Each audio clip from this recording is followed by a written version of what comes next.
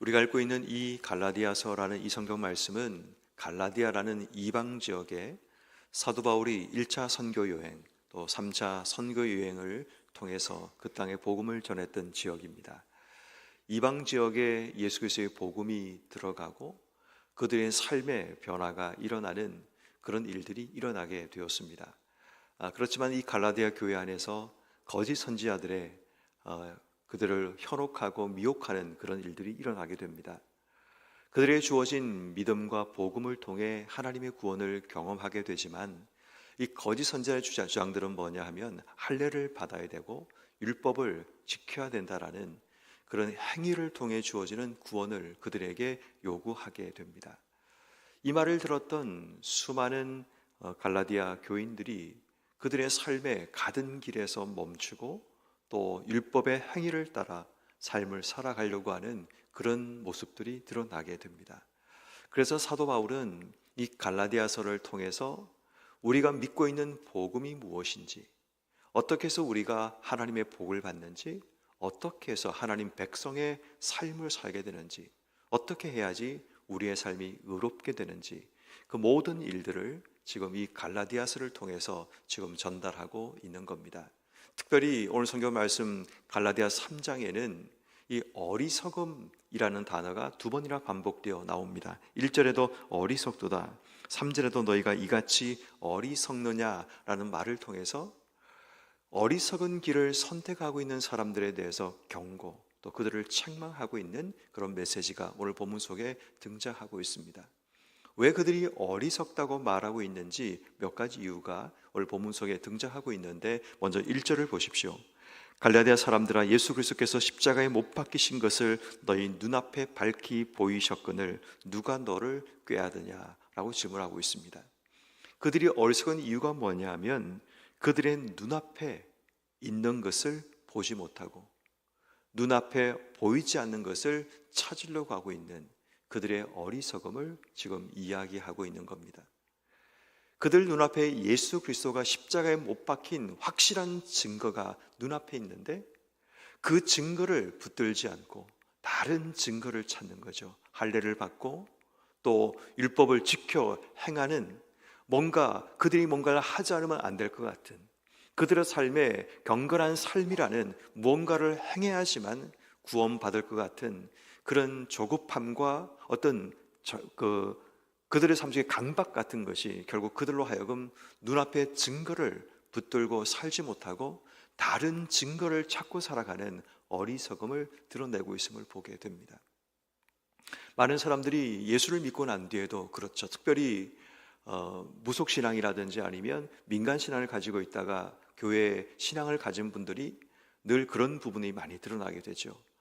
그분들은 민간신앙을 가지고 있을 때도 굉장히 많은 열심을 가지고 종교적인 열심이 있는 분들인데 그분들이 신앙생활을 하다 보면 그 열심보다 못하면 새롭게 만난 자신들의 신들에 대해서 그래서 올바른 자세가 아니라는 생각 때문에 더 큰 열심을 내는 그런 부분들을 보게 되죠. 물론 그것이 나쁜 것은 아니지만 문제는 그들이 그렇게 하지 않으면 자신들에게 구원이 주어지지 않는다고 믿는다면 잘못된 믿음, 그 믿음으로 그들이 서는 것을 보게 됩니다. 마찬가지입니다. 눈앞에 십자가에 못 박히신 예수님에 대한 확실한 증거가 말씀을 통해 그들에게 주어졌는데 그들은 눈에 보이지 않는 그들이 들었고 알았던 유대인들이 행하고 있던 율법을 지키는 것 그리고 할례를 받는 것 여기에 묶여 있는 모습을 지금 사도 바울이 지적하고 있는 겁니다. 그리고 3절 말씀에 보니까 또 한 가지 그들의 어리석음을 지적합니다. 너희가 이같이 어리석으냐 성령으로 시작하였다가 육체로 마치겠느냐라고 얘기합니다. 이 말은 무슨 말인가 하면 신앙의 레이스를 달리고 있는데 이제 스타트를 했습니다. 그런데 문제는 중간에 그 레이스에서 이탈해서 다른 길로 가고 있는 그 모습을 이야기합니다.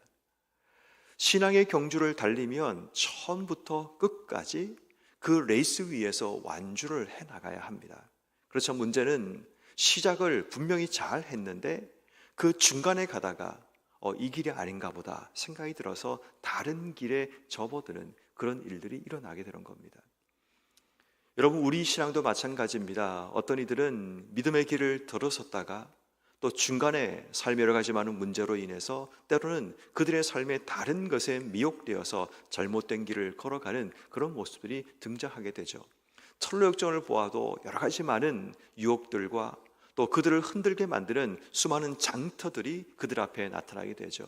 그런 장터에서 자신을 현혹하는 여러 가지 물건을 보고 그것 때문에 두려움 속에 빠지고 또 그것 때문에 숨어 피하는 그런 일들이 일어나는 것을 보게 됩니다.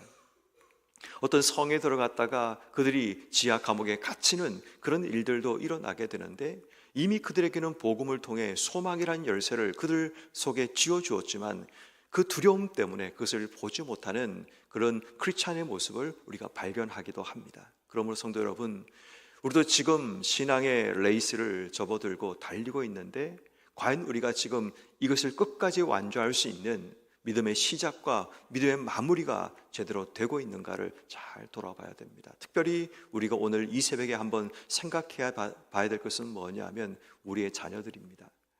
우리의 자녀들이 어린 시절 부모와 함께 손에 손을 잡고 교회로 와서 신앙의 믿음의 경주를 시작했는데 그들의 믿음의 레이스가 지금 여전히 신앙의 레이스 위에 있는지, 시작은 했지만 혹시 마치려고 하고 있는, 끝나고 있는 궤도를 이탈해버린 그런 모습은 아닌가를 우리가 돌아봐야 합니다. 그러므로 신앙의 레이스를 끝까지 달려나가기 위해서 우린 기도해야 됩니다. 근데 정말 다행스러운 것은 뭐냐 하면 성령께서 예수 그리스도를 주인으로 모시고 살아가는 자들은 끝까지 이 경주를 마무리할 수 있도록, 우리 기독교의 굉장히 중요한 신앙적인 원리 가운데 한 가지가 견인 원리입니다.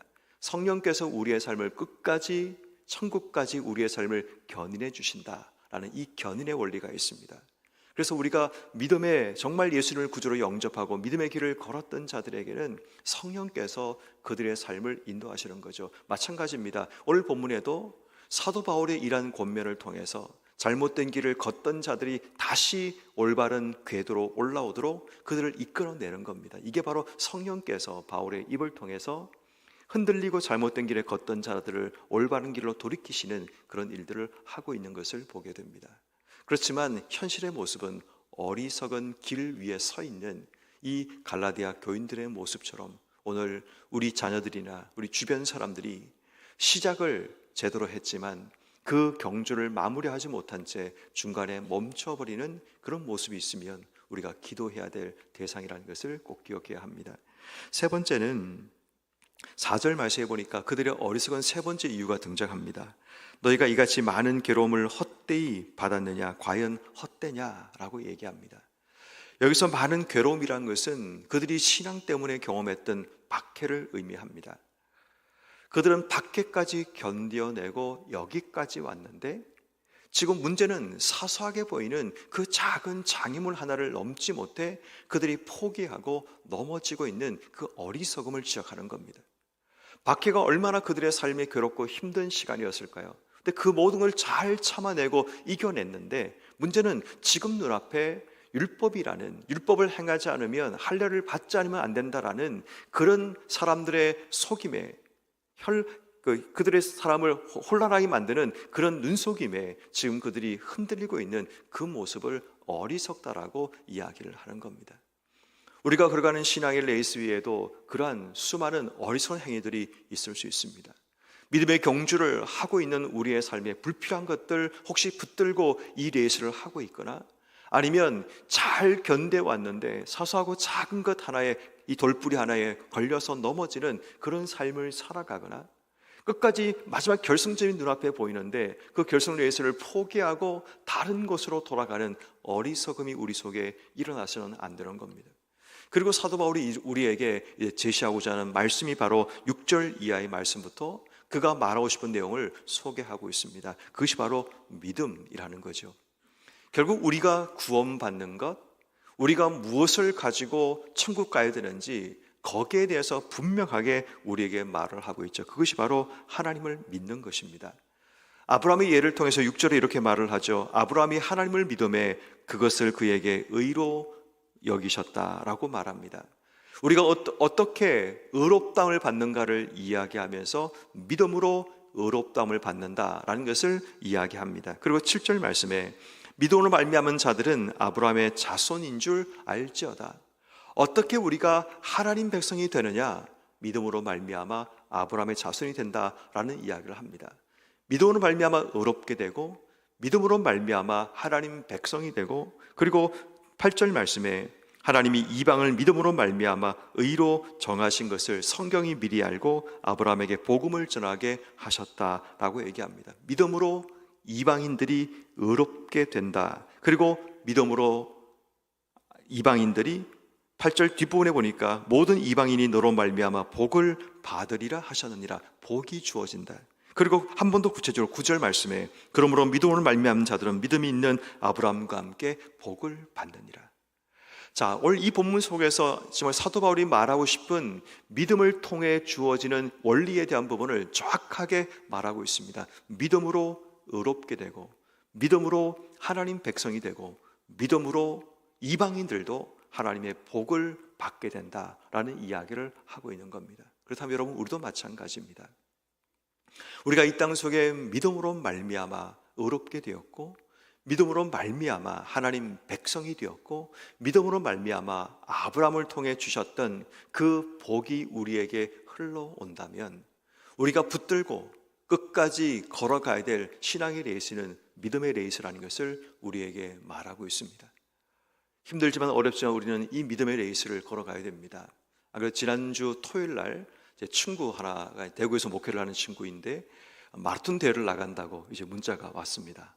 그래서 아니 무슨 마라톤 대회를 나가냐 그랬더니 뭐 체력 때문에 달리기를 하다가 한번 도전해 보고 싶어서 42.19km 이 마라톤 대회를 나가기로 결심을 했다는 겁니다. 그러면서 이제 저 응원해 달라고 이제 그렇게 문자가 왔길래 내가 응원한다, 끝까지 완주해라고 이제 그렇게 얘기를 했습니다. 그리고 이제 그날 오후에 이 친구가 마라톤을 완주하고 4분 57초 4시간 57분인가 그 기록으로 완주를 했더라고요. 제가 대충 계산을 해보니까 이게 1km에 한 7분 이내에 달려야 되는 거거든요. 근데 제가 지금 요즘 달리기를 밤마다 하고 있는데 어제는 제가 킬로를 넣어서 한번 달려봤는데 5km를 달리려고 했는데 이게 30분이 37분인가 38분 걸리더라고요. 그러니까 제가 그 5km 정도 뛰는 그 거리를 42.19km를 뛰고 있는 겁니다. 저는 어제 뛰고 난 뒤에 죽을 뻔했거든요. 5km까지 뛰지를 않았는데 5km를 뛰려면 40분 이상을 뛰어야 됩니다. 계속 달려야 되는데 정말 막 숨이 막히고 힘들더라고요.